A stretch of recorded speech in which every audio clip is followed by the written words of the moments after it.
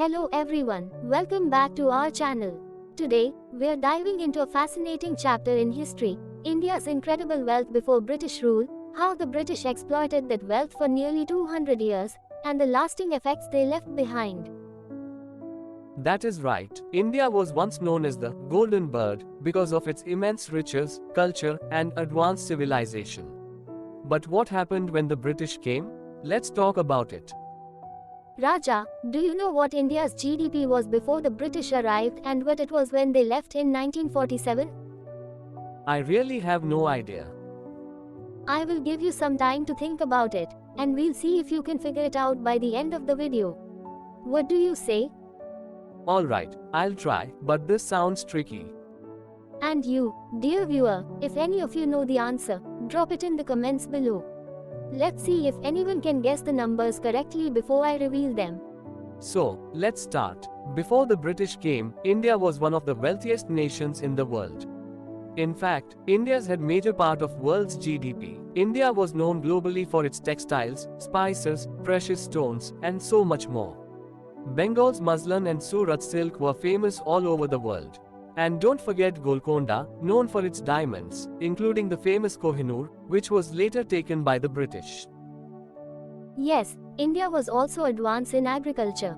Bengal alone produced so much rice, indigo, and even opium for export. So, how did the British take over India?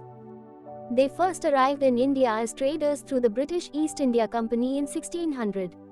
But soon, they gained political power through treaties, alliances, and military force.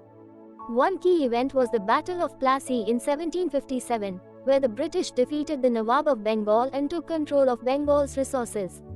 From there, they expanded their control using diplomacy and military force, but also by taking advantage of local rivalries. And then they started draining India's wealth, right? Exactly. The British exploited India's natural resources, took jewels, artifacts, and destroyed our thriving industries, especially textiles. They flooded Indian markets with cheap machine-made goods from Britain, which ruined local businesses. On top of that, they taxed Indian weavers heavily, forcing many into poverty.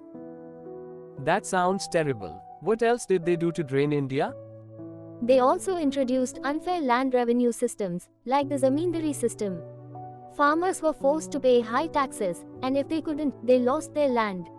Many famines followed, including the Great Bengal Famine of 1770, where millions died. The British even made Indian farmers grow cash crops like cotton and indigo instead of food, causing food shortages.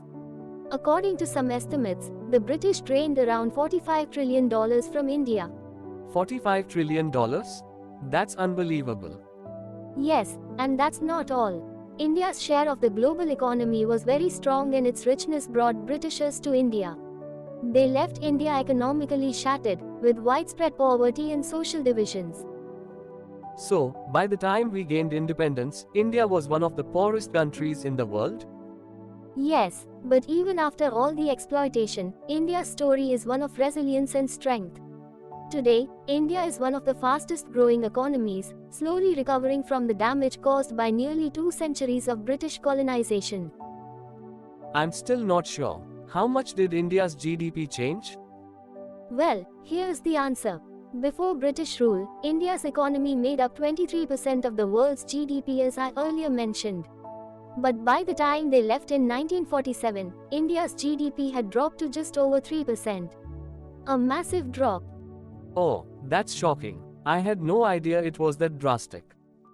And there you have it, folks. If you guessed it correctly, give yourself a pat on the back.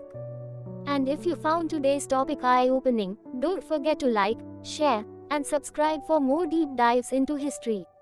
Thanks for watching.